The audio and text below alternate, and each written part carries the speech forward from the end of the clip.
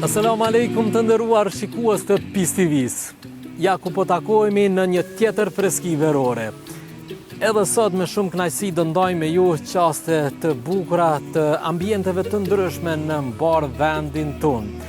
Do vizitojmë qytetin e bukur të Rahovecit, ku na pret hoxha i nderuar Nusret Abazibra, me të cilin do diskutojmë në lidhje me mësimbesimin që është zhvilluar në xhamin e tij dhe në xhamit anë mban vendit tonë gjatë muajve të verës. Qëndroni me ne.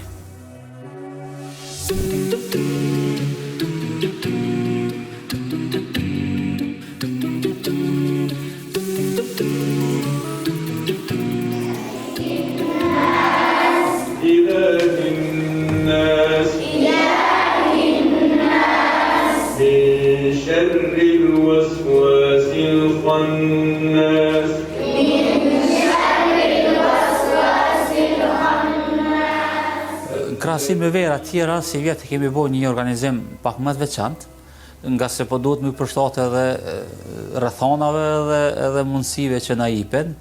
Dhe kemi organizuar një kurs veror intenziv 2 javor, se ne zaten kursi veror tek ne, jo vetëm veror, por te ne kursi është vjetor, në vazhdimsi, por me qëllim që ti nxisim edhe ata që nuk po marrin pjesë, bile me marr pjesë një kohë të shkurtër me neve.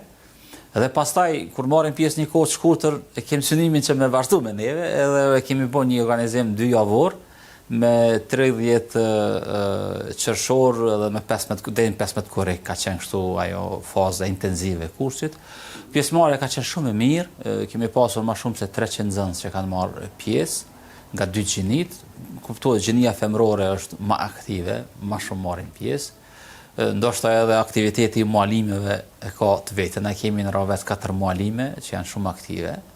Në qendër këtu kemi 2, prandaj ka qenë jashtëzakonisht mirë. Synimi i ynë është që nxënësit mos të hetojnë apo mos të kuptojnë si ngarkesë mësimin që marrin këto.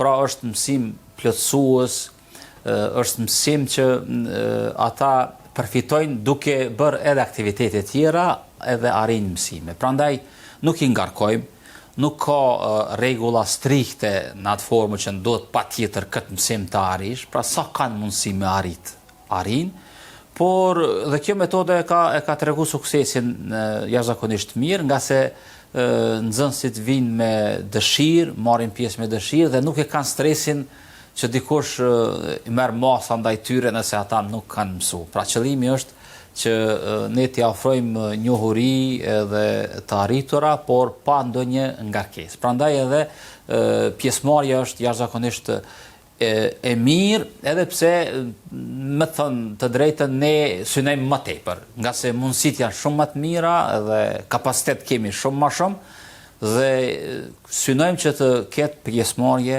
shumë më të madhe se sa që është tani. Roli i prindërve jashtëzakonisht shumë i madh. Ne kemi organizuar 2 xhuma radhazi hutbe të veçanta për këtë çështje, nga gjithë imamët e kanë trajtuar çështjen e përgjegjësisë së prindërve dhe kemi nxitur prindër që ta marrin përgjegjësinë që u takon, nga se nuk ka kurfar dyshimi se fëmijët janë emanet për cilën prindërit do t'japin llogari, dhe mos shfrytëzimi i mundësive që po i jepet që t'i edukojnë ata, përveç nëse arrin me eduku është privilegj, po mos me arrit me eduku është besa një përgjegjësi jashtëzakonisht e madhe. Prandaj në përgjegjësi është e mirë, po prapë po themi synimi është shumë më i madh. Duhet më tepër prindërit të jenë të angazhuar, nga se tani jemi në një kohë kur sfidat janë shumë të mëdha. Fëmijët janë me neve fizikisht, por me mendje nuk janë me neve, nga se duke ndajtur me neve janë të lidhur në internet, janë lidhur me lojra të ndryshme, kjo është sfidë në vete. Prandaj prindërit duhet sa më shumë të i kushtojnë kujdes dhe të i kushtojnë edhe kohë fëmijëve, dhe në njëjtën kohë me mundësu, me i regjistru fëmijët në kurset tona që i kemi ne, dhe kjo padyshim do të arrijë sukses dhe do të ketë gjërat pozitive si për familjet tona, po edhe për shoqërinë tonë më gjatë. Shembujt janë konkret dhe këtë edhe prindërit e dëshmojnë se fëmijët kur vinë këtu fillojnë veç të ndryshojnë sjelljet e tyre, nga se ne pe gjërave që i stimulojmë dhe që i mësojmë fëmijët është që raporti ndaj prindërve është raport shumë i shenjtë, i rëndësishëm, e kështu me radhë, prandaj i ngulisin mendjen e tyre respektin për prindërit, dashurinë për prindërit, dashurinë për familjen, e kështu me radhë.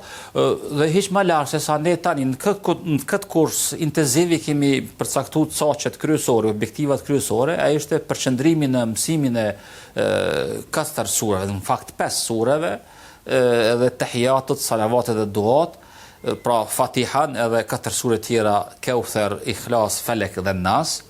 Pra, dhe synimi ishte që ne të arrim, që nxënësi gjatë kësaj periudhe të arrijë të aftësohet për me i mësu gjërat që i nevojiten për faljen e namazit.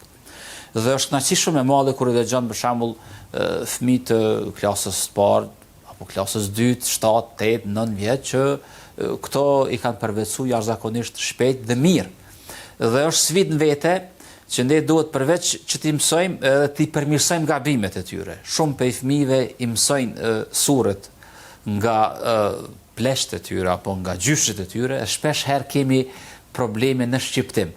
Po e zëm, sa për shembull, ndoshta është e rëndësishme të përmendet, për shembull shumë prej fëmijëve kur e këndojnë Fatihan thonë elhamdulillahi, nuk thonë elhamdulillahi, dhe këtë duhet me o përmirësue ko gja një sfide madhe, ose velek dalin, jashtë një gë në fund, se si e kanë marrë këtë gë nuk e di, po është një sfidë për cilën është përgjegjësia jona që ti përmirësojmë këto gabime dhe kur e sheh një fëmijë i cili e mëson edhe shqiptimin e drejtë, edhe bukur, atëherë është me të vërtetë një kënaqësi e madhe nga se ata janë armëria, xhamati i arshëm janë ata. Unë jam Ira Liman Mera, unë këtu kaloj shumë mirë, që 5 vjetë kam fillu me ardhë këtu, me lexu Kur'an. Tash e kam kry leximin e Kur'anit sot. Tash po e lexoj surën e fundit të Kur'anit. A'udhu billahi minash shaitanir rajim. Bismillahir rahmanir rahim. Kul a'udhu bi rabbin nas, malikin nas, ilahin nas. من شر الوسواس الخناس الذي يوسوس في صدور الناس من الجنة والناس. Dëshmoj se nuk ka zot tjetër përveç Allahut dhe dëshmoj se Muhamedi a.s. është rob dhe i dërguari i tij. 5 pejgamberët të zgjedhur janë Nuhu a.s., Ibrahimi a.s., Musai a.s., Isai a.s. dhe Muhamedi a.s. Unë jam Sara Dërkuti. Unë vi që 5 vjetë këtu dhe kaloj shumë mirë. Mësojmë çdo ditë gjëra të reja dhe çdo ditë kemi aktivitete të ndryshme. Kushtet e Islamit janë shahadeti, namazi, zakati, agjërimi i Ramazanit dhe haxhi. 6 kushtet e imanit janë besimi në Allahun, besimi në engjëj, besimi në librat, besimi në pejgamberët, besimi në ahiret, kadaja dhe kaderi, e mira dhe e keqja vjen nga Allahu. Ashhadu an la ilaha illallah wa ashhadu anna Muhammeden abduhu wa rasuluhu. Zakonisht ata që nuk interesohen për mi sjell fëmijët tek ne, mund të themi lirisht, janë njerëz cilët janë më të taptisur apo janë më shumë dhënë mas çështjes dynjas. Janë njerëz cilët i kuptojnë jetën e kësaj bote pak më ndryshe. Por ne i themi edhe atyre, edhe ata që nuk janë të udhëzuar. Fëmijët që janë të udhëzuar, atyre ja shihni harin edhe ju. Pra, në këtë botë, a ne synojmë jo vetëm këtë botë, ne synojmë edhe botën tjetër. Prindër që kanë pak iman dhe pak besim, kur them pak është fjala, nuk janë çaq të aktiv, po janë besimtarë. Investim më të madh që mund të bëjnë si për këtë botë, a më shumë për botën tjetër është edukimi i fëmijëve.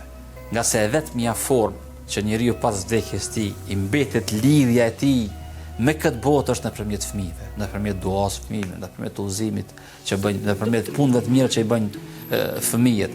Prandaj këshilla ime është prapo kthehem te ajo. Njeriu, një djalë i ri i cili ja ka frikë Zotit, ai ka më sakrifikuar çdo gjë që më kujdes për prindët e tij. Dhe sot ankesa më e madhe të gjithëve është se rinia nuk po kujdeset për prindër. Për më kujdes për prindër duhet sakrificë. Duhet me pas një objektive edhe ajo, pse po kujdesem? Nga se kish bindjen se kish problem edhe në botën tjetër. Njerëz që nuk besojnë botën tjetër, ai çdo gjë e kupton vetëm në këtë botë. Prandaj thot unë kam një jetë, dua me jetue, prindërit janë pengesë për këtë jetën që unë e synoj me bëhe dhe i anashkalon. Prandaj them me bindje të thellë se prej edukimit që marrin fëmijët në xhami, në mejtepet tona, nga burimet e fesë, ja shohin harin edhe ata që janë të fesë, edhe ata që nuk janë besimtarë, leje më ata cilët edhe janë besimtarë. Allahu nderoj, shumë faleminderit edhe juve për mundësitë që na dhat. Teksa tani të nderuar shikues, është koha të zhvillojmë intervistën qendrore këtu në Freskinë Verore. Me hoxhën e nderuar nga Gjilani, Muhammed Dermakun, do bisedojmë për stacionin e dunjas. Si duhet parë jeta jonë në këtë botë? Si duhet ta konceptojmë kozgjatjen tonë, aq sa ne jetojmë në këtë botë dhe çfarë duhet të ndërmarrim që ta zhvillojmë një jetë sa më cilësore në raport me besimin tonë dhe me mësimet tona fetare. Të gjitha këto do i zhvillojmë në intervistë me hoxhën vetëm pas pak.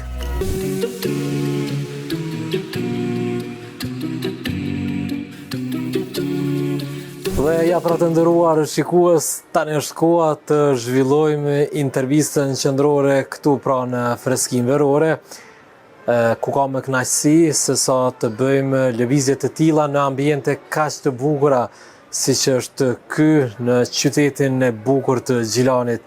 Kam nderin gjithashtu që ta zhvillojmë temën e radhës me hoxhën tonë të nderuar Muhammed Dermakun, me të cilin do bisedojmë për stacionin e dunjas. Selam aleikum hoxh. Aleikum selam wa rahmatullah. Mirë se gjetëm qytetin e bukur lindor, qytetin e Gjilanit. Faleminderit që po e qunit bukur. Jemi mësu kur e dëgjojmë këtë fjalë me thonë të Prizrenit. Zakon shumë ndonë se qytetet shumë ta janë të bukura, sidomos ato që kanë lumenj për mes tyre si që është edhe Gjakova për shembull. Sigurisht. Gjilani nuk kemi ndonjë lum, por ambientet më të vërtet, ndërtimet janë bërë të bukura, më të bukura çdo ditë dhe mendoj që vetë ju stafi i PIS TV se keni bërë më të bukur qytetin sot. Faleminderit shumë. Hoxhë, do flasim në kuadër të Freskisë Verore, pra ka ardhur radha ta trajtojmë edhe këtë pjesë, këtë tematik, pra stacioni i dunjas. Termin stacion e dëgjojmë në përditshmërinë tonë minimalisht një herë në ditë, sepse gjithë ne posa dalim nga shtëpitë tona do bëjmë ndonjë lëvizje aty këtu dhe padyshim se kudo që hipim apo zbresim, stacioni është piknisja dhe pikmbarimi. Po kur flasim për stacionin e dunjas, sa e thellë është kjo që ta kuptojmë që jeta e kësaj botës është stacion e jo destinacion? Bismillah, alhamdulillah, wassalatu wassalamu ala rasulillah, wa ala alihi, wa sahbihi, wa man mala. Sikur e përmende fjala stacion, bile më tepër ka të bëj me atë pjesën e pritjes ndërmjet vendeve ku shkojmë. Pra jo terminalit ku stacionohen ose ku parkohen autobuset, që mund të jetë pika finale e destinacionit që asaj rrugë. Po stacion janë këto pikat që janë në për rrugtim e sipër ku presim ne për të ardhur autobusi, taksia ose diçka të ngjashme ose treni ta zëm. Ne jemi duke e prit për të hip aty dhe për të shku dikun tjetër. Që kjo pika që quhet tash stacion është shumë interesante. Askush nuk në vetvete nuk e synon të shkoj të jetoj aty. Askush në vete nuk e ka synim të qëndroj gjatë. Besabes askujt nuk i pëlqen të vonohet treni, të vonohet tramvaji, metro, autobusi e tjera. Të gjitha ata që dalin vetëm se e dinë që duhet të respektohet një orar, se kushtimisht autobusi nuk i pret ata duhet ta presin autobusin. Dhe çuditërisht kjo shprehje është huazuar. Edhe në arabisht madje e themi shpesh, dunjaja si stacion. Sepse piknisja jonë si njerëz nuk është dynjaja, është krijimi i shpirtrave që është para dynjas, para se të vim në këtë botë. Dhe përfundimi jonë nuk është me vdekjen. Pra, ne ndrojmë jetë e nuk vdesim. Ndrojmë etapën e jetës, nuk jemi më në këtë botë, në këtë sistem diellor, do të jemi diku tjetër, do të ringjallemi përsëri, por me ndryshime jashtëzakonisht të mëdha. E tash, jeta jonë i bie se është në vazhdim. A në këtë botë ne kemi një qëndrim të shkurtër. Vetëm këtu kemi dallime se pritojmë kur na vjen autobusi. Kemi dëshirë që ta mermetojmë stacionin, të qëndrojmë gjatë aty, të mundohemi të vlasim shumë për atë karrigën e thyer kushtimisht të atij stacionit, të mundohemi të flasim shumë për strehen, e ndërtojmë, po dua të them shumë, shtëpinë luksoze, veturën luksoze, mundohemi ta bëjmë një jetë shumë të përhershme këtu, sikur na pëlqen shumë. Dhe më duket edhe mua dhe ty dhe të reshikuesve na përngjan shumë kjo, gërbeçarët e parë, ndër gjeneratat e para, po flas të viteve 70-ta, 80-ta, kur kanë shku në Perëndim, kur kanë shku në Gjermani, në Zvicër, kanë folë shumë për gjumin e tyre, për pushimin e tyre, pikërisht në për stacion të trenave. Pse në për stacion? Se nuk kanë pas vendbanim. Dhe ata mundohen që ta tregojnë atë peripetin e tyre se si janë paraqitur kënë se po udhtojnë, e aty njerëzit kanë kalu, askush nuk ka qenë ai para 2 orëve, 3 orëve që ka qëndru me ty dhe po të pyet se pse je këtu.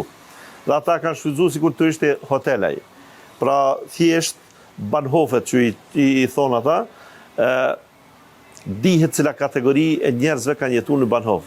Ata që s'kan pas letra, ata që s'kan pas leje qëndrim, ata që s'kan pas kontratë punës përhershme, ata që kanë hyrë në të zezë, kanë hyrë pa vizë, ndoshta pa pasaport, janë detyruar që në për banhofet të gjinden dhe të thonë se jem duke jetuar mirë. Me ironi ndoshta kësaj ne që ndoshta nuk e njohin xhenetin, mundohemi që ta bëjmë një xhenet kësaj, i cili është i mirë, por megjithatë se dia po i kap kamera juaj këto fletat e dushkut, që dhe mund vi. Që janë vjeshtore dhe këto jemi në fillim tash të kësaj faze. Po. Që bie i tërë kë gjelbrim i bukur, Mas 2 muajve nuk ka. ma pak se 2 muaj. Do të thotë e kemi situatën krejtësisht të tillë të ngjashme. Do të thonë shumë momentale është. Xheneti është i përhershëm. Xheneti është jeta. Mbi të gjitha është jeta ku nuk ka vdekje. Prej knasive më të mëdha të xhenetlive dihet knasia kulmore është kur takohen me Allahun dhe kur Allahu i thotë a dini që unë ju kam falur, ju nuk keni më të jepni llogari, ajo është kulmi i knasive, Allahu na mundsoft.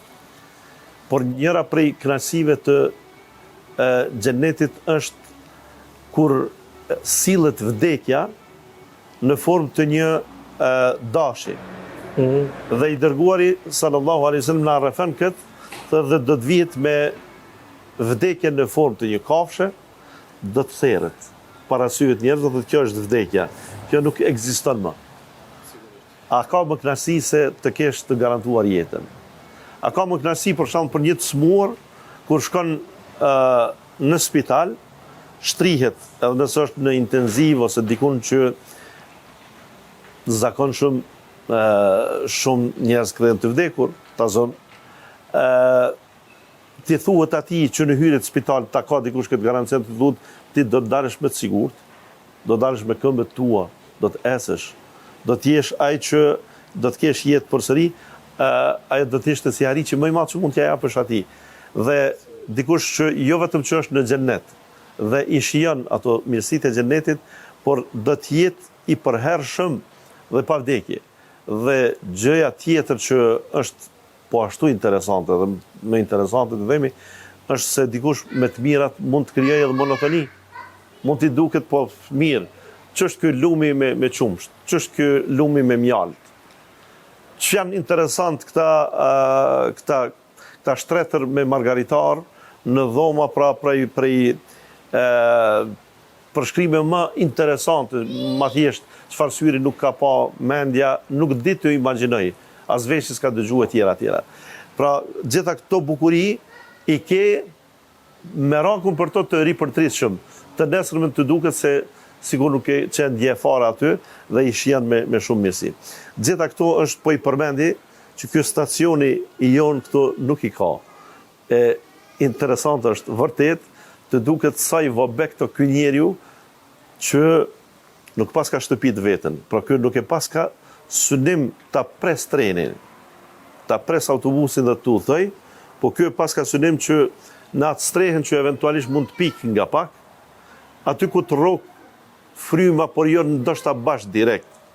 Aty ku acari i dimrit ose vapa e verës i ke prezente, që aty dëshiron ta bëj një kokër gjumë ose pak pushim më të vërtet interesante. Sigurisht, Hoxhë, është jashtëzakonisht interesante pikërisht fakti që përshkruat se ne çdo lëvizje që bëjmë, pra çdo qëndrim i jonë sa do i shkurt në një stacion në përditshmërinë tonë, është i ngotshëm, është i vrollshëm, është stresi se të arri në destinacionin e caktuar dhe kjo i bie që me këtë sy ne duhet parë edhe jetesën këtë botë si formë tranzitit jetesës.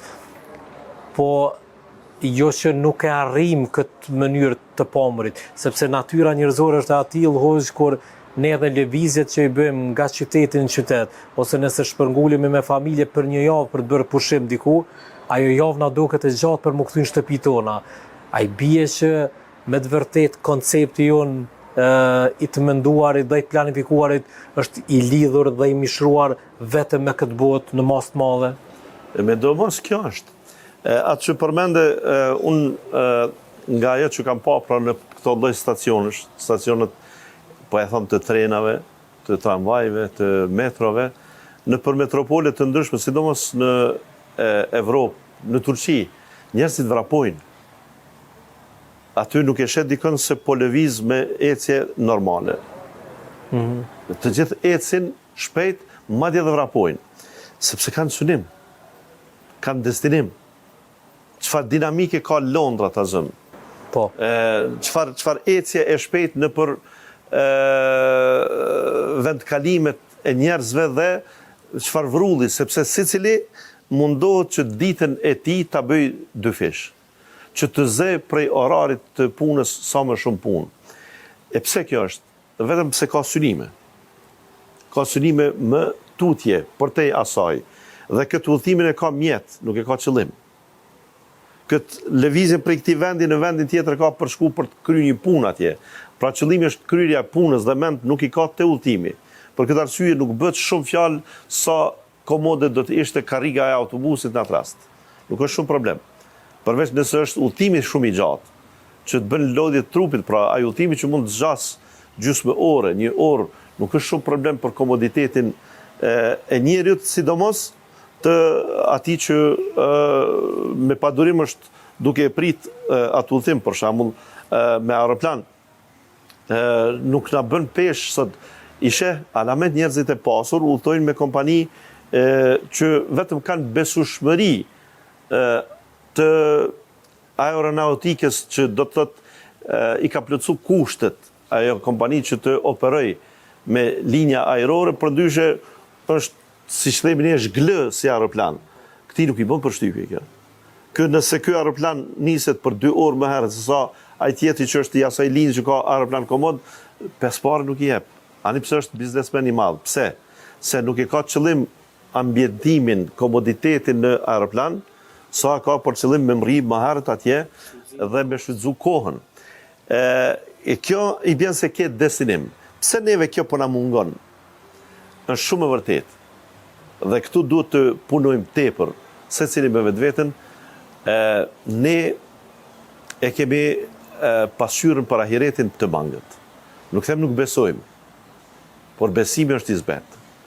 Jo rastisht Zoti në Kur'an kur përmend besimtarët e devotshëm, të cilët udhëzohen me Kur'an, jo vetëm që i besojnë gajbit, e falin namazin dhe japin nga pasuria që i është dhënë atyre, besojnë në atë që është zbrit Muhamedi sallallahu alaihi wasallam në Kur'an, besojnë edhe në librat e mëparshëm, por mbi gjitha Allahu thot wa bil akhirati hum yuqinun.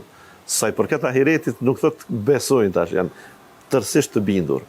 Kur janë të bindur, kur njeriu veprën e tij e sheh monedhë të ahiretit, do thot e sheh se buzëqeshja ime është sadaka e cila si sadaka nuk ka ndonjë këmbimore që e shndron në euro.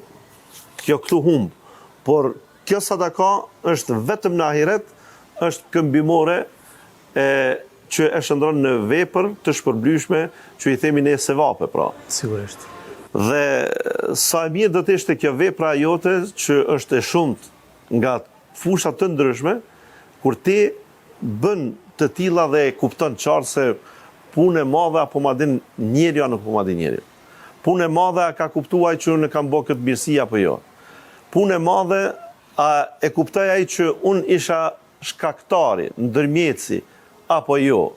Domethënë ne si njerëz shpesh na konvenojnë mirënjohjet e njerëzve tjerë, falënderimet e tjerëve për një mirësi që ja kemi bërë, mirë po kur e kemi ahiretin, do të ishte kulmore shumë që vepra jonë të jetë e pranuar aty ku duhet. Madje do ta përmendi këtu, e përmendi nga njëherë në përligjërimet mia, çështja më kulmore do të ishte kur ati që i ke bërë mirë, jo që nuk e din. Po ai nuk e din që duhet me të falendëruar, madje mund të ketë ndonjëherë sjellje jo të mirë. Imagjinoje njërin që ti ai ka qenë në spital pa vetdije dhe është alarmuar për vdekjen e tij nëse nuk ndërhyhet me ndonjë operacion të shtrejtë. Imagjino kur operacioni i tij po e zon ka kushtuar 50.000 euro dhe ti vet me kompaninë tënde i ke dhënë 20.000. E nesër në trafik ai nuk t'jep përparësi, për shembull. A do të isha ai që i thua hemër, mos të isha unë ti sot do të ishte i varrosur, apo do të isha ai që do të buzëqesh thu elhamdulillah. Kjo vepër për atë që është bërë për Allahun, aty kam rri. Ky pse nuk din të më shpërblej, nuk është shumë problem. Madje do t'i buzëqesh unë mos mirësjelljes tij, mos minjohjes tij sepse nuk e kam bërë për atë. A nëse unë e kam bërë për atë, duhet t'ja çoj një selam nëpërmjet atij mësitit që më ka thënë se është djalë i mirë, se është i sëmur, janë familje e dobët, do t'i them kujtoj ata që të shpëtuan një ditë. Pra ne ja përmendim veprën e mirë, sepse synim nuk ka qenë ndoshta Zoti na ruajt shumë ahiretit. Ne duhet të punojmë shumë dhe duhet ta kemi pasqyrë të qartë ahiretin. Jo vetëm të themi kemi besuar, jo të deklarohemi si besimtar të ahiretit. Nuk është çështje deklarati. Është çështje e vlerësimit të gjërave mbi bazën e besimit në ahiret. Që i bie fokusi, drita që rrezon në jetën tonë të jetë ahireti, jo dynjaja. Dhe këtë e ke let ta kuptosh. Shih njerëzit për shembull kur hidhrohen për çfarë gjëra hidhrohen. Shih njerëzit kur falin, çfarë shpirti kanë pse falin. Shih njerëzit që kur janë më të fuqishëm për të jetuar, më pak janë falës. Më shumë ndalen te gabimet e tjerëve. Kur janë, si thot populli, një këmbë në dhe, tjetër mbi dhe, i smur, gati para vdekjes, janë shumë falës, janë shumë tolerant. Hajt bre se për atë pllomën tokë që dje është vrarë ndoshta, me komshin, me të afërm, sot thot spjavleke për dynja mu ka për kërkën. Me fjalë tjera, njerëzit kur e kuptojnë pafsinë e tyre dhe e mendojnë se kjo jetë që ka shumë mashtrim, atëherë investimi për to është shumë i kodë. Dhe ne duhet marrim mësim se nuk është e mundshme të gjithë t'i bëjmë nga 90 vite e t'i kuptojmë këto gjëra, se dikush edhe nuk i arrim këto. Mbase edhe nëse i arrim nuk fituam asgjë, po të marrim prej përvojave të tjerëve. Një prej arsyeve që do të kisha përmend këtu, tek përvojat e tjerëve që kemi të lehtë, merren Nuhin alayhis salam. Kur përshkroi dynjan, përshkroi tha 950 vite si profet, Zoti e din për 1000 vite jetë ka pas. Për 1000 vite. Tha si të duk dynjaja, Nuhin alayhis salam më pyetën, tha sikur me hi nga një derë dhe me dalë nga tjetra. Domethënë edhe 1000 vite nuk janë të mjaftueshme për të arritë atë që po synon atë kënaqësinë e përhershme. Padyshim.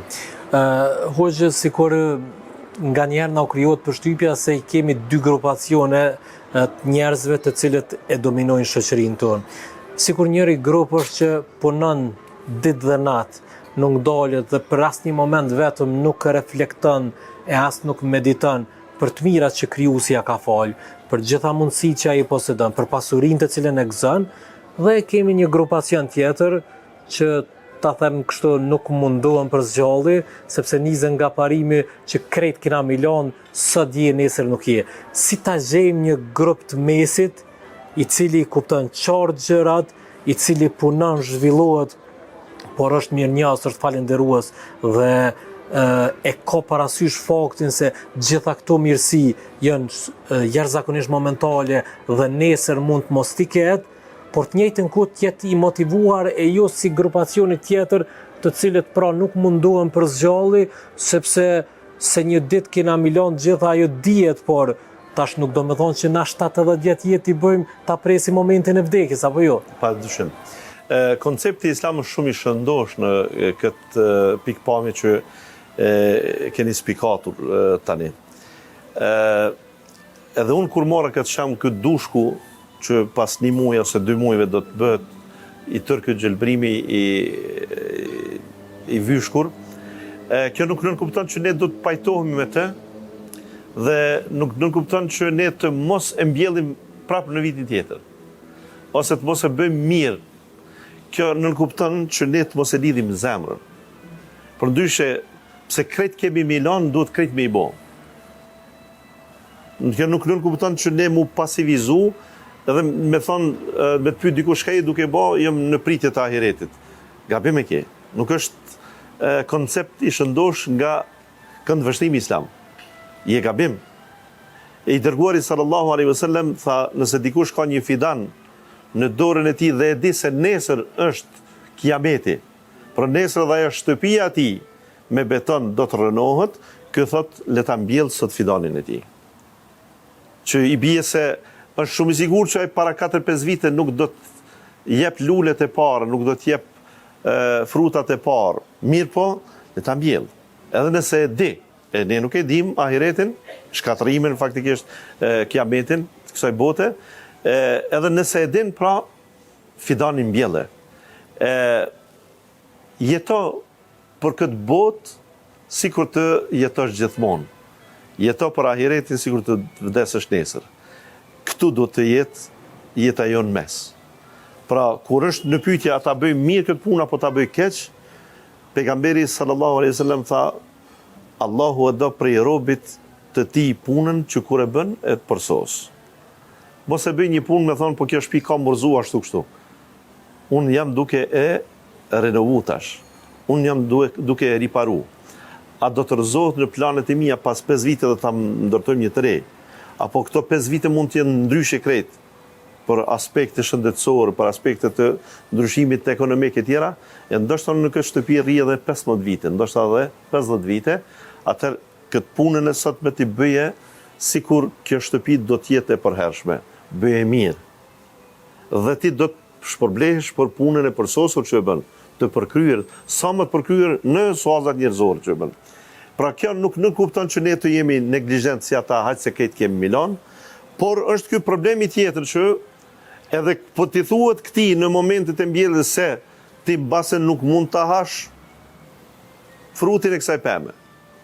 Të mos i prishet qehja, se le t'jenë mirë shëndosh ata që ta shikojnë, le t'jenë djent, nipat, mesat, vajzat të afërmit, ata që do t'i shijojnë nuk po mbjelli. S'është më rëndësi kush e ha. Le ta haj ai që do të jetë gjallë dhe le të jetë shëndet për ta. Pra le të jetë plot motiv e elan për punën që e bën, e jo në kuptimin që kur i kujtohet ahireti ti prishet vullneti, sepse fundja nëse thash edhe një herë për këto mirësi po të dhimbet jeta, ose ke dyshime fare në ringjallje, ose nuk ke njohuri për të mirat e xhenetit, se të thuhet po mdhimen këto për ato, madje edhe për njerëzit. njerëzit më të afër, bashkëshortja, fëmijët, vëllezërit e motrat, prindrit, pra po e marr rrethin më të ngushtë.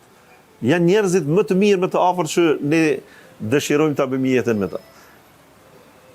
Nuk janë shoqëria më e mirë në ahiret.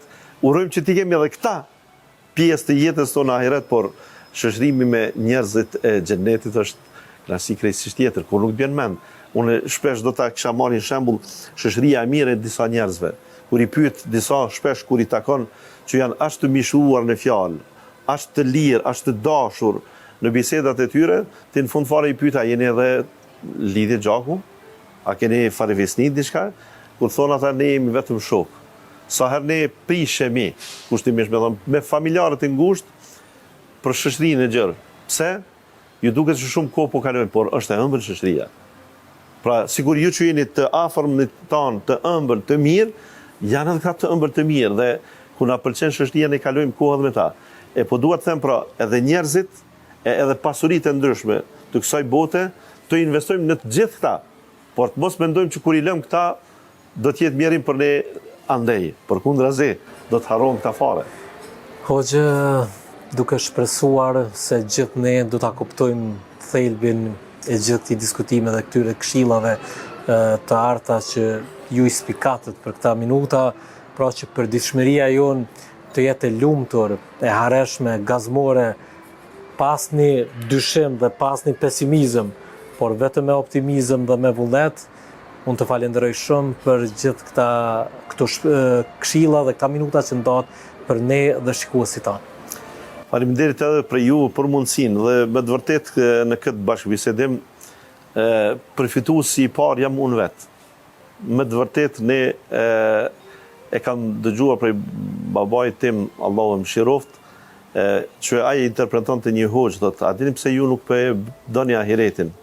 Thotë se dynjan e keni bë paraj se keni bë xhenet, e ahiretin e keni bë pojat, thotë. Pojat ka qenë ai vendi te ahurit, te vendi i kafshëve, thotë. Ju kështu e keni pasqyru ahiretin, thotë, për këtë arsye po pritoni me shku atje dhe për këtë po e doni dynjan. Unë po them se vërtet edhe unë si hoxh kemi nevojë për ripërtritje të kësaj dhe duhet kuptuar se duhet të kalojmë nga kjo botë. Gjithsesi, të përjetshëm nuk ka përveç Zotit dhe nëse veç shkojmë, le të shkojmë mirë dhe faqebardhë dhe të kemi garancion në premtimet e Zotit Xhelel Xhelaluhu që do të na merre mira, sikur që e thash në fillim edhe ju vetë zbukuruat edhe me ardhin e juaj dhe në përgjithësi me gjitha emisionet, por ky i freskisë verore në këto klima me të vërtetë na ka freskuar gjatë edhe verën e kaluar dhe këtë verë. Faleminderit shumë. Allah shpërblet. Të nderuar shikues, kjo që intervista që ju ndoqët me hoxhën e nderuar Muhamet Dermaku këtu pra në qytetin e bukur të Gjilanit. Ndërka që pas kësaj interviste, ne kalojmë në rubrikën e radhës, me që rast do i pyesim qytetarët tanë në lidhje me një tematik të cilën kemi përzgjedhur për sot. Qëndroni me ne. Teksa tani të nderuar shikues, pas intervistës që sapo ndoqëm, tani është koha t'i pyesim qytetarët në lidhje me tematikën e sotme. Do flasim për punën e ndershme. Çfarë roli ka puna e ndershme në ndërtimin e një shoqërie të mirëfillt? Vetëm pas pak. Nderuam, si e vlerëson fëqinësinë në ditët e sotme? So kemi sot fëqinë të mirë? Po fëqinësia e mirë është, nuk është e keqe. Megjithëse ajo tradita e përpashme ka qenë vajtja ardhje ma shumë mes veti, por raportet edhe sot janë të mira. Njerëzit janë të vetëdijshëm, e respektojnë njëri tjetrin. Neve plesve na mungon ajo shkumja ardhja, nejtet. Dikur po mendon që ka qenë ma aktive? Sot njerëzit janë ma të angazhuar, jeta është ma dinamike, për ata ndoshta edhe i duket dikuj që nuk është mirë. Po, megjithatë, a e vlerësoni se këto ndryshimet, pra lëvizjet e popullatës nga fshatra në qytete e kanë bërë vetën këtë kuptim, domethënë këtë ftohje, pra fëqinësia në qytet, a vlerëson që është ju si qysh ka qenë për fshatra? Po edhe ajo ndikon. Edhe ajo ndikon. Se thot një fjallë e urë për para ka thonë që sa ma afer synit, ma afer zemrës. E tas takimet janë ma të ralla, për ata dhe duken pak ma të stafta. Me gjitha atë, sinceriteti mes tyne edhe ajo respekti është ma i mirë. Bile bleresh mund të them që tani rinia është edhe ma e mirë se në gjeneratën tona. Groqit e fqinjit gjithmonë është, ajo kuptuat. Në veni ytë, toka jote. Po në venin ku ju jetoni, a ka fqinësi atje? Po ka, unë jam i komunës Tistogut, fshatit uq, me kushërim e kododina, mbledhem, bëhem bashkë, thonë bashkë, knaqëm, si në vend tonin, ma. Shumë pak. A ka ndryshu nga e kalumja? Shumë ka ndryshu, shumë ka ndryshu. Po mendon se kemi qenë më të lidhur me fqinjt? Shumë më të lidhur, tash s'o di çfarë më thonë. Çka e ka ftuar këtë raport? Nuk e di. Jeta dinamike? Krejt, jeta dinamike, çfarë tona. Nuk e di. Jënë largu gjinja? Shumë. Vëllau s'do të bëvë sy. Baba djali baba s'do të bëvë sy. S'ka dashni, s'ka kurfore.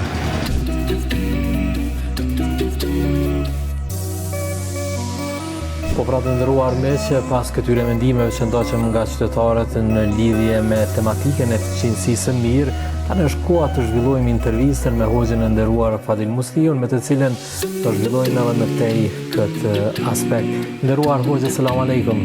Aleikum selam. Mirë se të gjetëm këtu në xhamin tuaj të bukur. Mirë se kemi ardhur. Amin.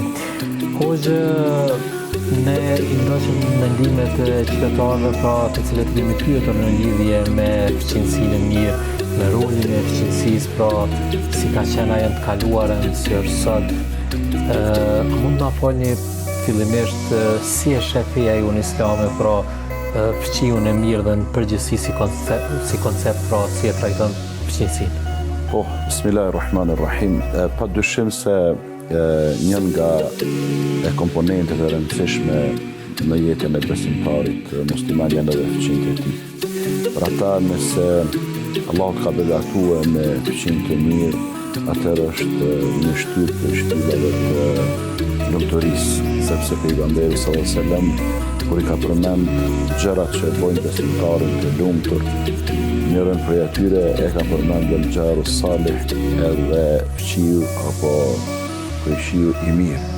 Që do të thotë se Islami i ka detajzuar raportet e besimtarit musliman në radhë të parë me familjen e tij, me farefisin e tij, pastaj edhe me fqinjët, saqë edhe Allahu Teala në Kur'anin fisnik i përmend ato detyrimet që i kemi edhe ndaj fqive, qoftë ai fqiu i parë apo fqiu që i kemi në të gjatë, apo fqiu që i kemi në të majtë e kështu me radhë.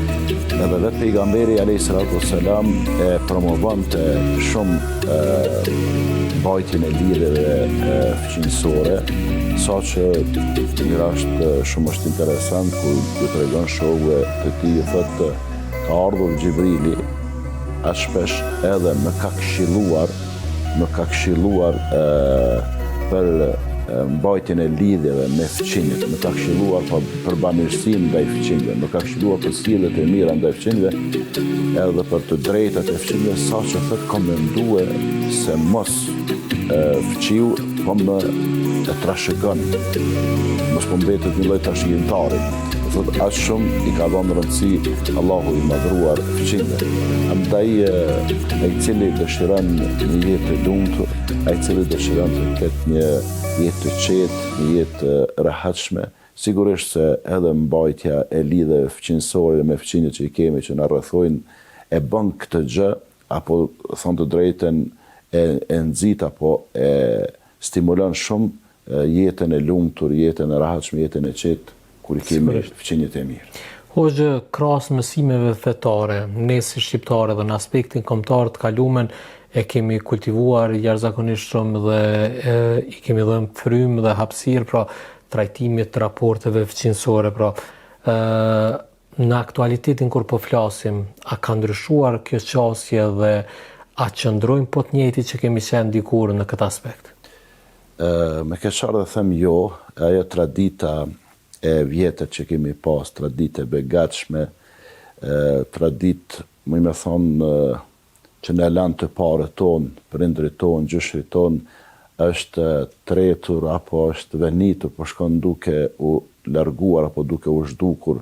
Edhe me keqar dhe po them kohët e funit thuj se askujt nuk po intereson për fëqinjt e ti, edhe përngjajnë me këto shtetet europrendimore, ku fëqim e fëqim nuk kanë komunikim përveç se në rast të vdekjes, apo ndoshta edhe në rast të vdekjes nuk i gjendet njëri tjetrit për të ndihmuar apo për ta ngushëlluar. Shumë kush pyet çka ka ndodhur. Çdo herë fajtori ka adresë. Çdo herë do të thonë problemi ka adresë. Adresa është largimi nga mësimet e Kuranit dhe mësimet e pejgamberit alayhi salatu wassalam.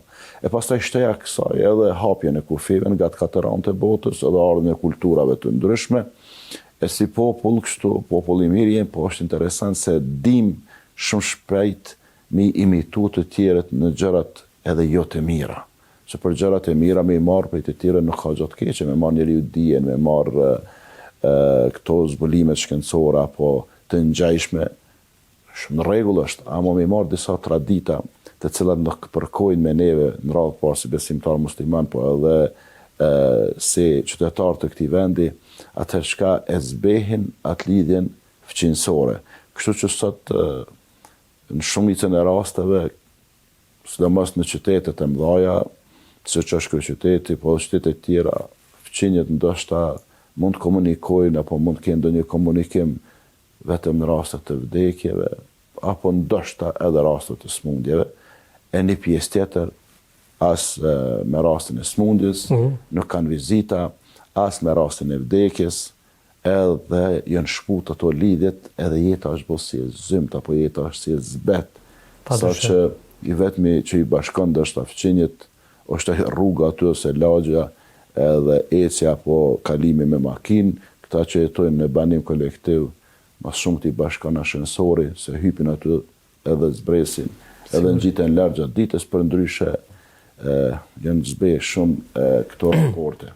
Pikërisht të kjo pjesë desha të ndalim, sepse me lëvizjet e mëdha pra të pas luftës, pra shpërnguljen nga fshatra drejtim qyteteve, sikur tash ka po kultivohet me një lloj mburrje, me një lloj krenarie që unë kaq vite jetoj në këtë objekt banesor, po nuk më intereson askën e kam kata, askën e kam hyrje.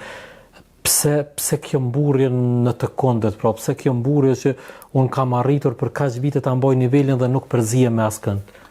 Unë mendoj që jeta po shkon duke u zhvilluar në baza të interesit.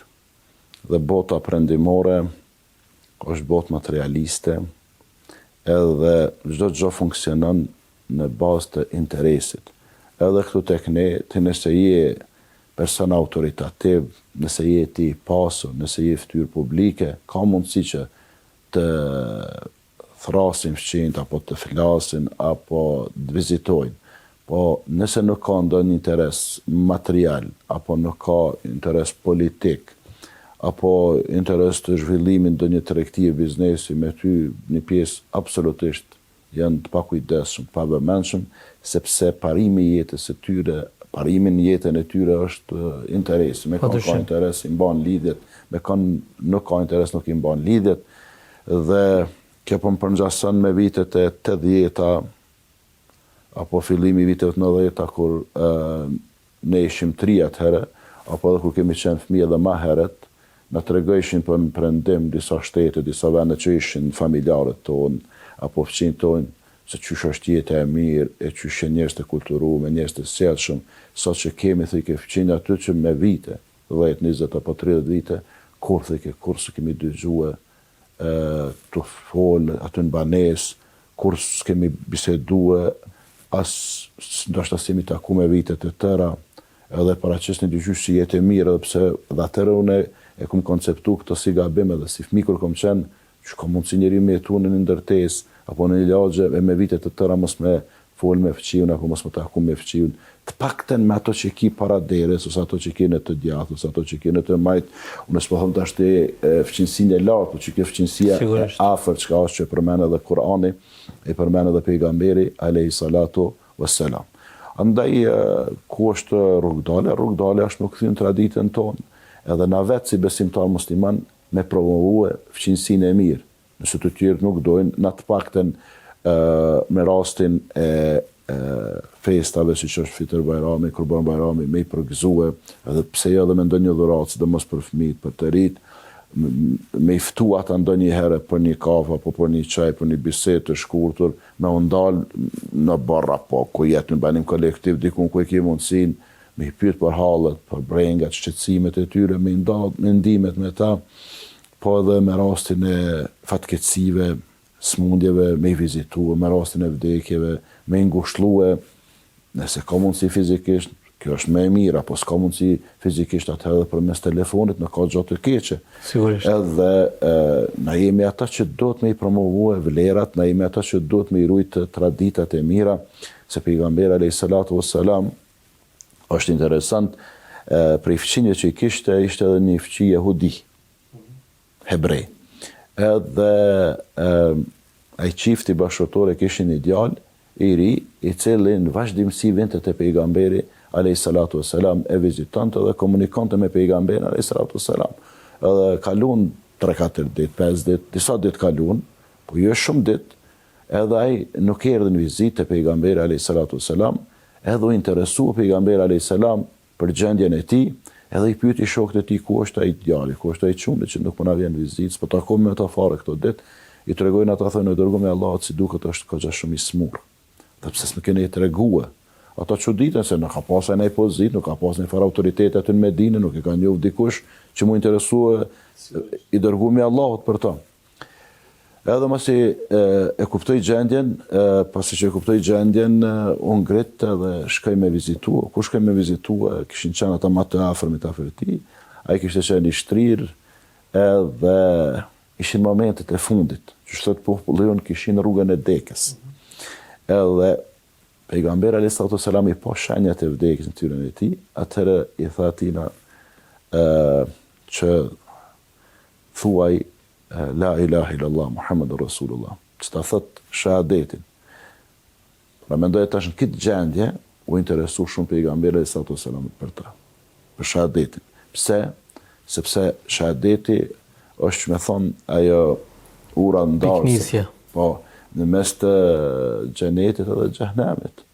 Edhe ai kishte prind afër vetes, edhe me sytë e tij shikonte prind, sikur nuk dëshironte me aprish qefin edhe atyre, por nuk dëshironte me aprish qefin edhe pejgamberit sallallahu alaihi wasallam. Atëherë babai i tij i tha pasaje apo dëgjoje Ebul Qasim, është quajt pejgamberi sallallahu alaihi wasallam baba i Qasimit, pra dëgjoje Muhammedin edhe në momentet e fundit, para se me dëzu shpirtin tek Zoti, çka e tha shahadetin, edhe kuptohet për ato që pranon Islamin, edhe pse s'ka bo punë të mira nëse në momentin që ka pranu Islamin, e vdes, atëherë fundi ti është xheneti. Kë nuk mjafton për neve që ka jemi besimtar musliman, me thonë, ne kemi shahadetin edhe nuk punoj ma shumë, nuk kam dëshirë ma shumë e rëndësishme me hyjë xhenet. Jo, por ne që jemi besimtar musliman, edhe kemi hapësirë me punu patjetër imanin e përcjellin veprat. Gjithkund Kur'an të ekije ata që kanë besuar dhe kanë punuar punë të mira. Ndërsa hoxh në të kaluarën tonë prap i kthehem si popull, kanë ekzistuar gëjdhëna dhe mesele të ndryshme që kur dikush ka dashur me blej një shtëpi, ajo shtëpi ka kushtuar më shtrejt tek një fëqi i mirë, pra dhe çmimin si shtëpiu ka ngrit varësisht prej fëqinësisë që ka poseduar për rreth. Çfarë do më thënia ka pas kjo peshë në atë kohë kur e dim që edhe shkollimi jonë nuk ka qenë në nivelin e duhur, por sikur e kemi vlerësuar këtë aspekt edhe në atë kohë? Po, shkollimi i atëhershëm, që ka qenë shkollim fillor zakonisht, po flas të gjyshrit tonë, ose të prindrit tonë, ose dikush edhe shkollën e mesme, ka qenë ndoshta ekuivalent i barabart me shkollimin universitar që kemi në atësh këtu. unë mbaj mend edhe bisedat të vjetërve në për odat tradicionale që kemi pas, edhe tash jetoj edhe me juve, edhe me gjematin, edhe me familjarët, me fqinte, me meqet e shamirë. Këto biseda janë, nuk ka diçka që me thonë ekstra. Normal, teknologjia ka bët vetën. Tash kemi informacionin është edhe për një shtet vogël, atje bregu i fildisht, ku diu ne, atje në Afrikë. Përpara këto nuk kanë qenë, për ndryshe rregulli, edukata, kultura e bisedës ka qenë nivel shumë atë lartë.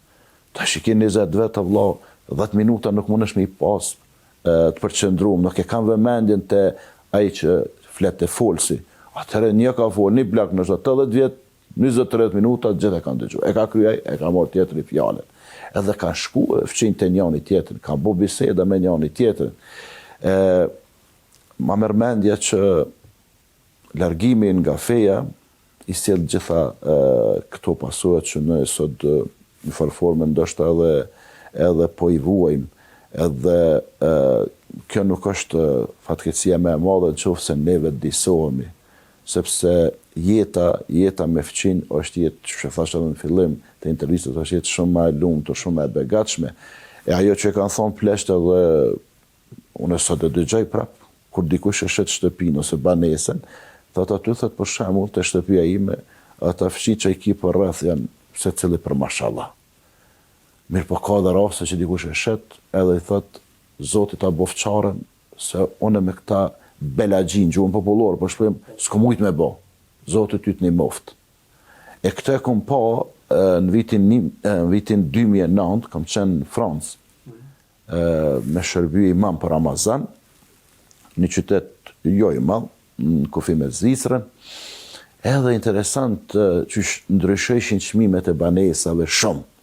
Sa që po më tregon një vllajoni nga Kosova, po thët filan lagjen, e kom shit banesën 100 metra katror me 60.000 apo 70.000, më me harru shumën e sakt, e kom dal filan lagjen, e ka marrë të njëjtën banesë me metra katror, po e ka marrë 100 e disa mijë. E thashë në pse kjo dallim, se në qytet jo fort i madh aty.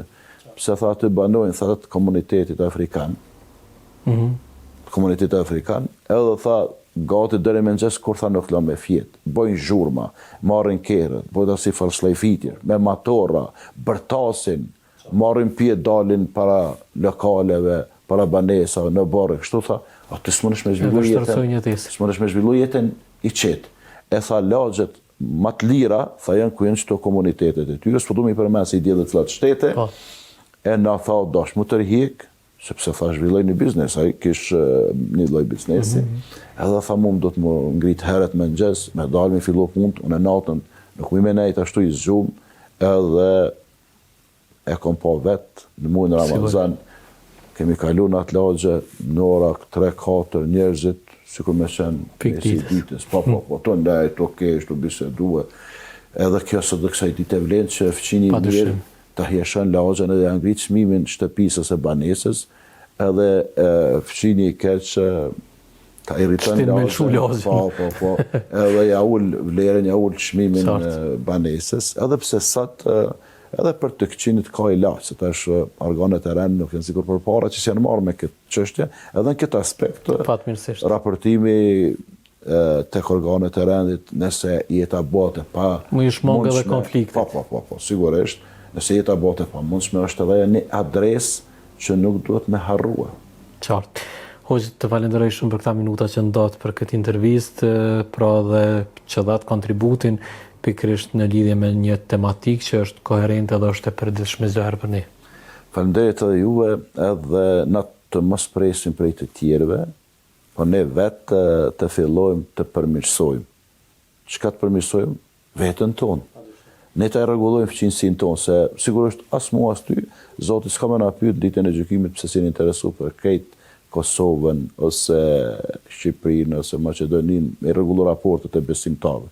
Po ka më na pyet për veten tonë, edhe për ata që i kemi nën përkujdesjen tonë, se na jemi ata që çka e lëvizim gjendjen, për një gjendje të mirë në gjendje të mirë, sepse na hiç kur mos me pas mundësi, kemi mundësi me gruan, me fëmijët, me vëllezërit, me motat, me promovua këto fqinësinë e mirë edhe me mbajt lidhjet, edhe kështu pastaj shoqëria është e përbërë nga familjet. Sigurisht. Edhe ti ndryshon një familje, unë ndryshoj një familje, këta kamermanët ndryshojnë nga një familje, që këto veç më bënën 5 familje që mundemi me ndryshua.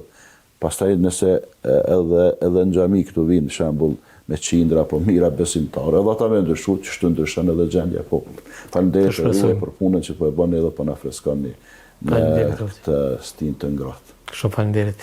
Të nderuar shikues, pra sapo ndoqet intervistën me hoxhën e nderuar, imamin e xhamis tek motin e pra Fadil Musliun, me të cilin biseduam për fqinësinë e mirë.